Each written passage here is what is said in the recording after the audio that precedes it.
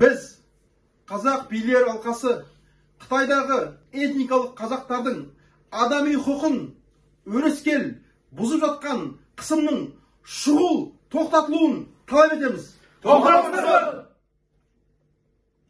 Ой, сәлем көпчілік. Ой, бұл жағдай не болып кетті? Қар басып мына жайлауда малда қаш міне қамақ қойып отырмыз. Иә, бір бау шөбіміз жоқ шешеді. Бұл малымыз аштан қырылатын болды ғой мына.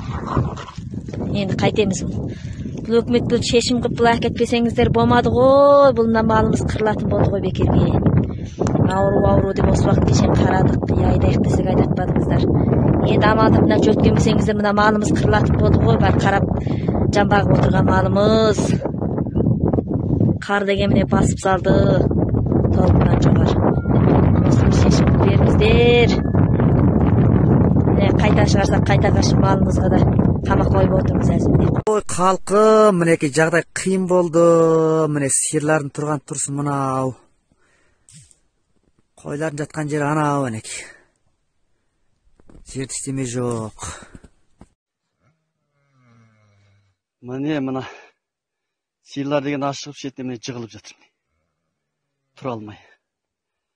Сұмдық болатын болды ғой мал ашығып.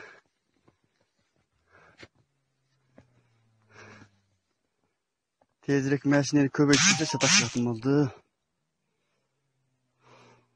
Dur, ой ашығып өлгіл жатыр әбі.